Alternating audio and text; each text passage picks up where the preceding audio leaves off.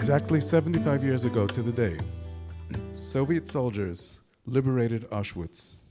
We're very grateful to the Municipality of The Hague, who adopted the motto of being the city of peace and justice, and very appropriately agreed to co-host tonight's event. It's my honor to invite the former Minister of Interior, Deputy Prime Minister, currently Mayor of the City of The Hague, the very Honorable Johan Remkes, to welcome the participants. Welcome to this International Holocaust Remembrance Day, where we are grateful to be in the building of the Hague Academy at the Peace Palace today. We are very honored to have the international law community represented at the highest level with the presence of the President of the International Court of Justice, His Excellency Abdelkawi Ahmed Yusuf, who kindly agreed to open the evening.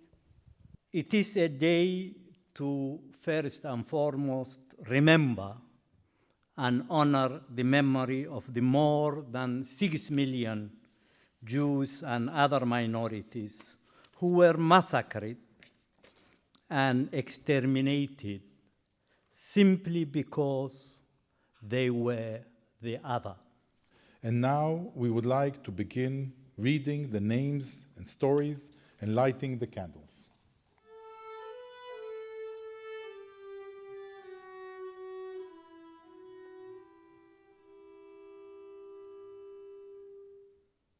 The fragile nature of humanity reinforces the importance of remembering these stories, of having such stories be told to us, to our children, and to generations to come.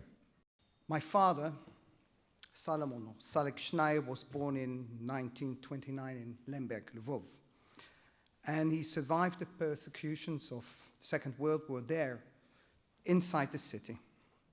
He didn't speak much about his experiences during the war, only if you asked him.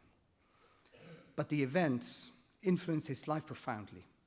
The fears of the period and his wondering why he survived when so many perished stayed with him all his life. Let me share his story with you.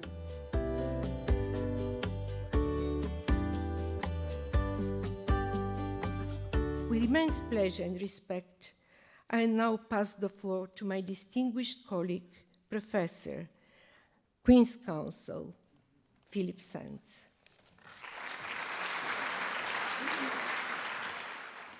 We are here together as a group, but of course each of us is also an individual. And I long ago came to understand that the activities of any person, in my case teaching, writing, litigating here in The Hague, is informed by our background. None of us arrives in the world as an entirely blank slate.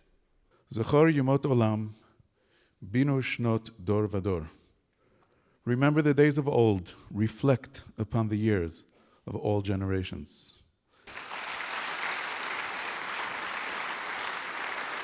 I think that one of the things for the commemoration is not to repeat the mistakes of the past, not to have another Holocaust in the world. And when we deal with the question of international law, we really deal with a consequence of the Holocaust and a prevention from future Holocaust.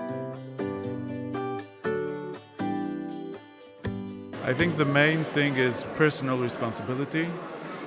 People think in international terms, can sometimes forget personal responsibility. So why do we commemorate the Holocaust? I mean, there are lots of reasons. We wish to remember those who have disappeared. We hope to learn lessons. And there are a host of other reasons. One of the things I'm interested in is to look for the crack of light that came out of the horror.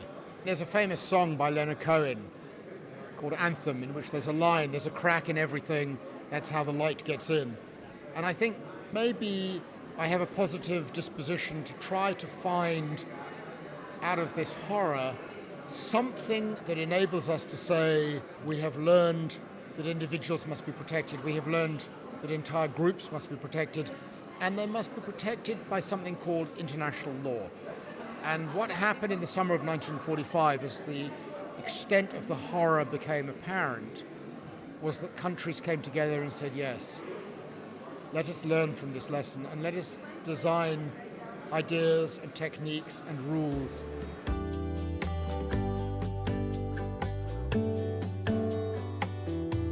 The system of international relations as we know it today has actually been built on the ruins or on the ashes of the Holocaust.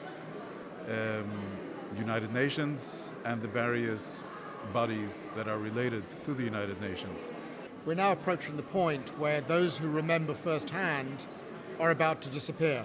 So we have to find other ways to capture the stories, and stories that describe how, even in the face of horror, two men could get to work and design new rules is uplifting and remarkable.